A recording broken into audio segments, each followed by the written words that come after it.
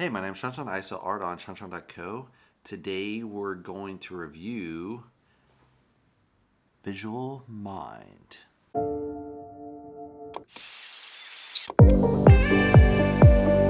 So this is an Austrian artist, and her name is Melanie. She has 57,000 subscribers, so she's kind of growing. Much smaller channel. It looks like more kind of really small sketchbook style painting. She has, at the beginning, she has a little intro on a business course that she's kind of doing. She has the Visual Mind podcast, which is kind of her thoughts on mindset and how to be as an artist. She has art journal ideas. That's kind of nice. Art journal tour, so kind of her finished sketchbooks that she's painted along. Some painting tutorials in gouache and shorts. So that's pretty solid. Sorry, Melanie. I like this. This is really nice. It's not too, it only has a link to her website, so it doesn't have all the social media, which I like. A lot of people put social media and they kind of go all over the place, but you really want to kind of drive everything to your website, and that's it. So I'm glad she has that focus. So let's look at this first video. Hey there, today I'm going to show you how to paint these two illustrations with gouache. So it's gouache painting tutorial. I forgot to introduce it. So a nice little logo there. First, before we get started, I have to tell you that I've got a new Skillshare class and it's all about gouache. It's everything that you need to know about gouache. So if you have questions about that medium, check out my class, and I will leave the teaser to the class at the end of this video, as well as a link to all my classes in the description box. Click the link to get 2 months for free if you. So this is really smart. She's kind of sidelined, I guess, her best painting tutorials on Skillshare. So she's kind of organizing classes there to kind of make money. So that's a really good way. You can also do this through Patreon.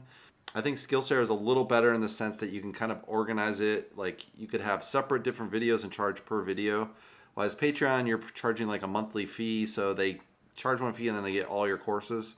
So I guess it just depends what you think would be best and sell the best. Or, if you want it kind of piece by piece, then, you might want to sell it that way if you think the students are going to appreciate that more. If you think they'll just want to get everything, then probably do it through Patreon. But both versions work, I think. But it's pretty good to go through Skillshare because there is a lot of stuff on there. So let's keep going. Haven't done that already, and check out all my classes.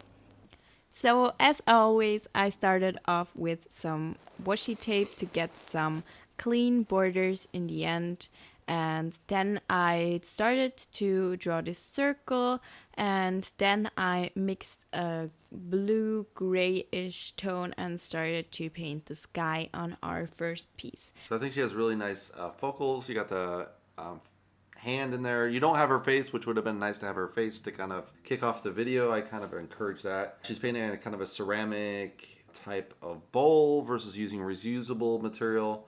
I would work on glass personally. I think it's the best. Some people use paper, but at least this is kind of reusable. But it looks like she's just putting paint and kind of letting it stack on top of that, which is okay too. And at first I didn't have the paint consistency right. It was really a lot of water and it turned out really streaky, but that's not a big deal. You can always just put another layer on that. So I mixed more paint, and this time I used less water and more paint, and then I applied a thicker layer on top of that, and you can see that it looks way cleaner and way better, but I didn't worry about making it super clean. So I like that she's doing kind of a voiceover. It's a really nice recorded sound quality. She's just kind of easily pacing it through. It is kind of on a time lapse, so I know time lapse aren't super popular as compared to real time, so it's kind of like a little bit of a quandary. That's kind of old school style, which I do as well, but let's skip ahead a little bit. Out in the end. And then I started with those plants in the foreground, and I did them in black as well, and just covered the entire rest of the picture. And then for our next painting, I started off by sketching those really simple leaf shapes. I just wanted to make sure that I've got them in places that I really like. And yeah, I spread them out on the page, and then I painted the background in the same black tone that I used before. It's a very, very strong color there. And I just painted the but they really pop space, in. the Let's skip ahead a little bit. Here on the second piece, I started to paint the leaves, and I used different green tones for them So I started with this dark green and painted some of them in the same color, and then I mixed other green tones and did the same thing. At first they were just really simple shapes with no details whatsoever, and I didn't really pressure myself to get the layers to be perfect because I painted a lot over them later on, so you can't really see whether Ooh, that it's first painting's streaky picking up or now. not.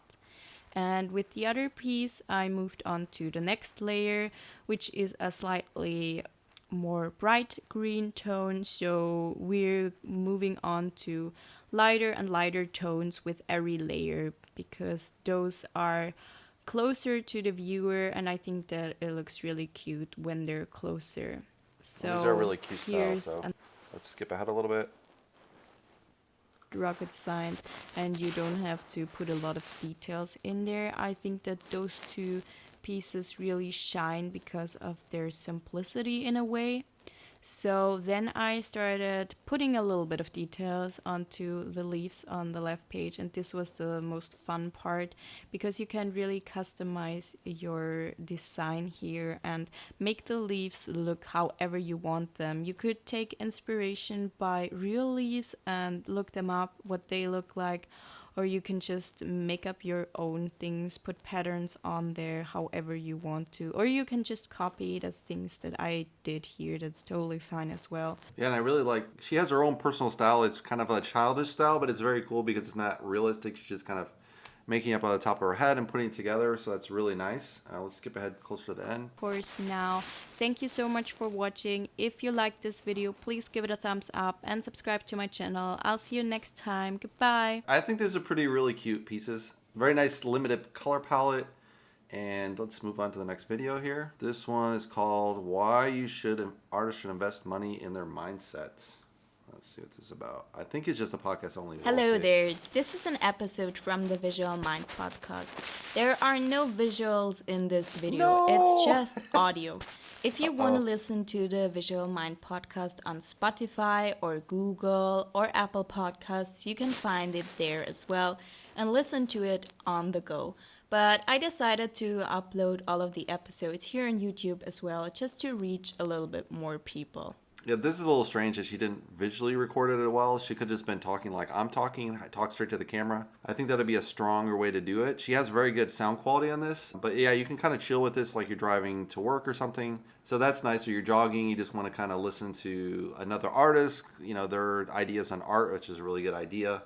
You kind of it's kind of like you have your own artist community, so that's a really smart idea. Let's skip ahead a little bit. Let's see where she goes with it. Many tutorial channels that teach you how to do well on YouTube, but back then a lot of these things weren't common knowledge. So I bought that. I can't remember how much it was, but it was a couple hundred, maybe $300 or something Wow. like that. But it was a lot of money for me back then because I didn't have a job yet. So I really wanted to buy that and learn something. And I learned a lot. And I learned so much more than what I would have if I would have just looked up free tutorials on YouTube. And don't get me wrong. Let's skip ahead a little bit. And she just increased the price over time, which makes total sense. And she talks about that as well. And sometimes I wish that I had joined earlier where it was still cheaper. I see that a lot of people who are already in there, or at least some of them, they probably invested in a cheaper price because they aren't as invested. They aren't really taking as much action, and I'm always questioning, why aren't they taking more action? I mean, you're spending so much money on this. Can't you take a little bit more action than this? Yeah, this is a really good point. Unfortunately, whenever you do a course, you kind of have to start out with a free audience or a very low cost, maybe $10, $15. And then later down the road, you can increase it to 50, 100, 200, whatever. But the people, obviously, that buy in at 200, they're like, I want to get my $200 worth, and they're going to really focus. Whereas people that spend 10, they're like, it's just some other course, who cares? And it can be high quality, but because they spend $10, they don't take the course very seriously. So that's kind of an important factor. It's kind of a weird thing where people just don't value free because they think, it's just any other free channel like on YouTube or something. So it's important to charge something for your course. I know I personally have a course that's only $5. It's really cheap. It's kind of janky, I would say. It's kind of videos strung together, but it's really good information. So maybe I should charge more too. Who knows? But then I'll have to make the videos better, right? So we'll see. Let's skip ahead a little bit. Invest and watch the course, and they liked it. They said that it's super motivating. A lot of amazing tips are in there, and I talk about all the things that might stop people from creating, and I talk about a lot of the things that I wish I had known earlier, and I know that my past self would have invested in that course and would have loved it. So I kind of want to question my own thoughts here, the feeling that I'm ripping people off, which is totally wrong. It still feels uncomfortable. Yeah, that's kind of interesting. An artist discussing how they're pricing their own course, and it's higher than maybe they think it should be, or something to that effect. I think it's a pretty good little blog. It's kind of interesting. You see kind of the day in the life of the artist a little bit. It's weird. Sometimes they'll let you change the settings. Sometimes they won't. I don't know why. This one's called Watercolor Sketchbook Tour. Flip through my art journal. So right off the bat, it has that really nice zoom layer on the from the side, which is really cool way to start the kind of the angle of it. She has her logo, of course. Let's take off these stupid. After almost a year, this Moleskine watercolor sketchbook is finally filled, and I'm so excited to show you everything that is in there. This is seriously my favorite sketchbook that I've filled so far, so let's get right into it. The day has finally come where I can. So this is nice. She actually does talk to the camera in this one, so I like that a lot better. So that's good. She has very long fingernails. It's kind of like, God, what was that style right after Baroque where they have the elongated fingers? She definitely has elongated fingers. They're longer than normal. Show you this finished sketchbook. It's gotten quite thick, but I've had thicker ones. I did not glue a lot in there. I don't think I glued anything in there. Just a few stickers. And I just used watercolors, so it buckled up a little. I like that her fingers are actually stained with the paint. Normally you see a lot of girls will paint their fingernails and they're super clean. You're like, how are they painting with like fingernails painted? It's such a glam shot, you know. This looks like a real painter where you got like ink on your hands and they're dirty, and you got like maybe a little tattoo on your hand, so it just looks much more authentic, I think. A little bit, but it's not that thick actually. And this is a Moleskine watercolor sketchbook. At the front cover, we already can see 2 of my stickers that I also sell in my store. So if Super you cute. like those, check out my store. I would highly recommend people do stickers. I have my own stickers, but I haven't sold any. But yeah, this is highly recommended, I think. Order them there. These paintings are also inside the sketchbook. All right, let's So skip ahead a little bit. original of this little otter. I'm so happy with how this turned out. The only thing that I didn't like was the tail. I think that it looks kind of weird, but looking back at it on the Yeah, it looks a little reference picture, disconnected. the tail looks weird as well, and they just have very weird tails. So just accept it. And yeah, I think that he looks super cute, and I really love the colors and the doodles around him. And here's another one of these more simplified gouache landscapes. And those were tutorials on my channel as well. I think those were quite popular as well. I've seen a lot of recreations of that one. She has a really cute kind of kidsy style, which is really nice. It's very personalized to her. It's not like she's copying from a photo or anything, so it's a really cool personal expression. Instagram, people seem to love it. And here's another one of these. For some reason, that video didn't get as many views, I think. I don't know how many That is views it cutesy. has now sometimes. I'll skip ahead just a little bit. And these were gouache tutorials on my channel as well. are pretty good. These were also prints for Patreon rewards. I like this bottom one. It's actually going outside of the tape, so she's taped it in, and then at the end she's kind of taken off the tape and then just expanded outside of the tape, so it has that really nice pop out of the page feel to that parrot. I don't do prints at the moment because it's just not worth it, and I don't have a professional printer, and I don't want to get one. I just bought gouache, and I was really getting into acrylic gouache at that Sorry. time, and I love the details that I put into this and the cottagecore vibe. So I'm still really happy with how this turned out. I like how it's fully painted. I mean, I know before she's kind of taped it off, which looks really clean. But I like to paint to the edge personally. I mean, you have a problem when you paint to the edge because you can bleed onto the next page, and so it's kind of, you might ruin another painting. but it has that really kind of children's book feel to it. Then there's that one that was acrylic wash as well. I think that might have been even in the same video as that one, maybe? I'm not sure anymore. So skip ahead just a little bit. You can clearly see the brush strokes in there, and I was going for something that's a little bit more painterly, I guess, so little less detailed and just focusing on the most important brush strokes. And I'm not sure if I can pull off that style to an extent that I would want to be able to do it, but it was a good first attempt.